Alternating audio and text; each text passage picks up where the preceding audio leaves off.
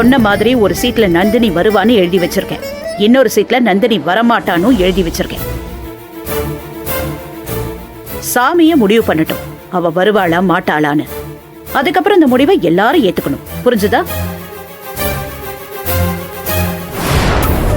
Excuse me அத்தை, அந்த சீட்ல நந்தினி வரமாட்டான்னு வந்துருச்சுன்னா அந்த முடிவை ஏத்துக்கிட்டு தான் ஆகணும். இவ்வளவு நேரம் அவ வந்துருவாங்கிற பிடிவாதத்தினால தானே இந்த ஃபங்க்ஷனை இவர் அட்டென்ட் பண்ண மாட்டேன்னு சொல்லிட்டு இருக்காரு. சாமி முடிவு பண்ணி உத்தரவு கொடுத்தாச்சுன்னா அதை ஏத்துக்கிட்டு முழு மனசோட ஃபங்க்ஷனை அட்டென்ட் பண்ணி தான் ஆகணும். வேற வழியே இல்ல. குட் முடிவு அத்தை, குட் முடிவு. கரெக்டான முடிவு தான் மா, கரெக்டா தான் முடிவு பண்ணிருக்கீங்க. ஆனா சீட்ல நந்தினி வருவான்னு வந்துருச்சுன்னா அதையும் ஏத்துக்கணும். அப்படி வராது. அப்படி வந்துச்சுன்னா நான் சொன்ன மாதிரி அவ வந்ததுக்கு அப்புறமே இந்த செலிப்ரேஷனை வச்சுக்கலாம், தள்ளி போட்டுக்கலாம். உங்க அப்பாவை கேட்டு சொல்லு. அப்பா, அம்மா ரொம்ப நியாயமா சொல்றாங்க. கருப்பசாமி என்ன முடிவு சொல்றாரோ அதை நம்ம ஏத்துக்கிட்டு தான் ஆகணும். டாட், கருப்பு என்ன கைவிட மாட்டாரு டாட்.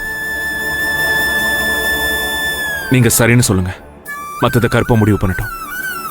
சரி, நான் ஒத்துக்கிறேன். நந்தினி வந்துருவான்னு கருப்பசாமி முடிவு சொன்னாலும் நந்தினி இங்க வராம நான் நிச்சயம் ஃபங்க்ஷன்ல கலந்துக்க மாட்டேன்.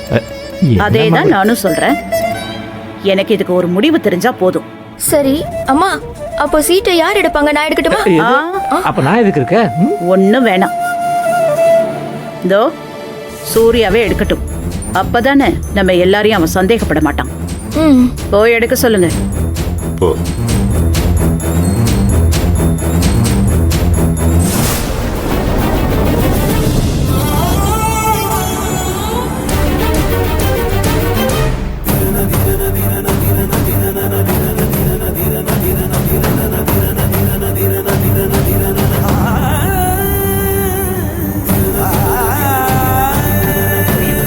ஏடு மாப்பிள்ள பாத்துக்கலாம்.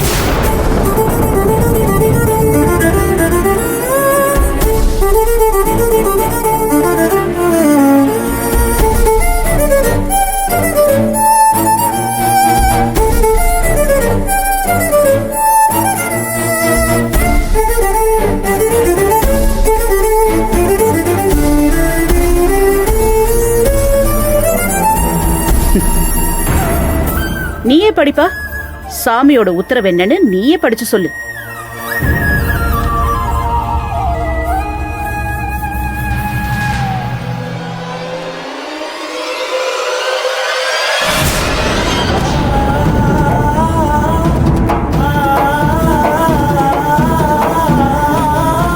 டேய், என்னடா சூர்யா, என்ன வந்திருக்கு அதுல?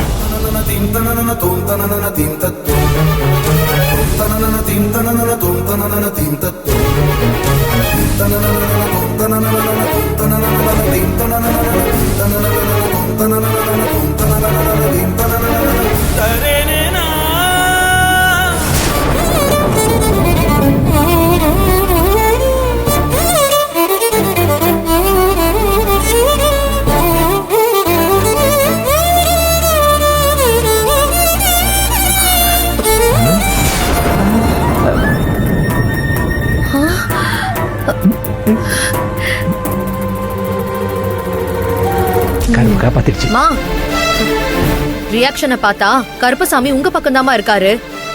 நந்தினி வரமாட்டான்னு முடிவு வந்துருச்சு. நீங்களே பாருங்க. பாருங்க.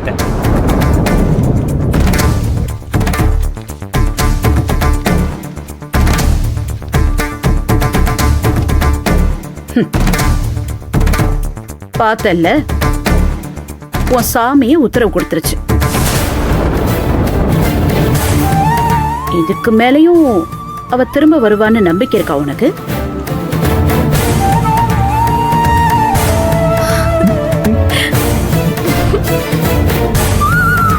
சாமியே சொல்லியாச்சு, அவ இனிமே வரவே மாட்டான். அப்படி ஒரு நம்பிக்கை இன்னும் இருந்ததுன்னா அத மொத்தமா மனசுல இருந்து தொடச்சு எடுத்துட்டு ஃபங்க்ஷனுக்கான வேலையை செய். போ.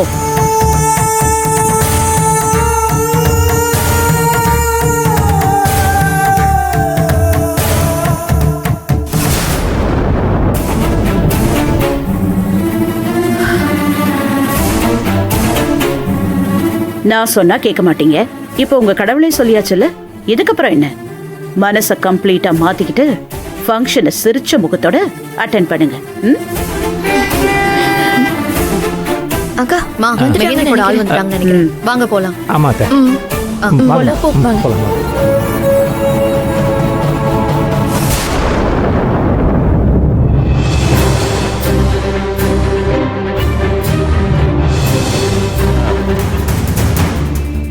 அப்புறம் அந்த பொம்மை மேல இருக்கிற பட்டாசு மேல பத்தி வெடிக்க ஆரம்பிக்கும்.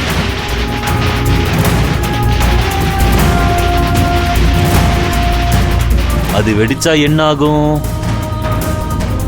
வெடிக்க வெடிக்க அந்த பொம்மை வெடிச்சு செதறும் பாரு.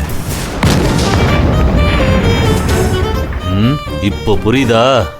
இந்த பொம்மை இடத்துலதான் நாளைக்கு நீ இருப்ப. பார்ட்னர், சொல்லுங்க பார்ட்னர். இந்த வீடியோவை அவ புருஷனுக்கு அனுப்பி வைப்போம். Okay partner.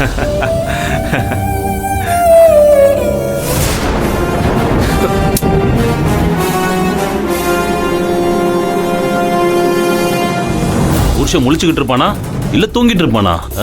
அவர் என்ன தேடி கண்டுபிடிச்சு வந்துட்டு இருப்பாரு. கிழிச்சான். நைட்டு முழுக்க தேடி இருப்பான். உன்னை கண்டுபிடிக்க முடியாம நீ செத்துட்டியோ இல்ல உன்னை யாராச்சும் கடத்திட்டாங்களோன்னு கவலைப்பட்டுட்டு இருப்பான். அவர் அவ்வளவு சீக்கிரம் நம்பிக்கையை விட்டுற மாட்டாரு. நிச்சயம் அவர் வருவாரு. பயமுடு. அவன் என்ன சூப்பர்மேனா? இந்த இடத்தை கண்டுபிடிச்சு பறந்து வர்றதுக்கு நேரத்துக்கு அவன் அழுது புலம்பிக்கிட்டு இருப்பான். இப்பதான் உனக்கு போன் பண்றதுக்கு கரெக்டான நேரம். அவன் நம்பர் கொடு. நான் தரமாட்டேன். ஏய், அப்ப என்ன பயந்துட்டியா? பயமா? எனக்கு என்ன பயம்? நான் சொல்றேன், எடுத்துக்க. அப்படி வா வலிக்கு. சொல்லு. அவரோட நம்பர் 98.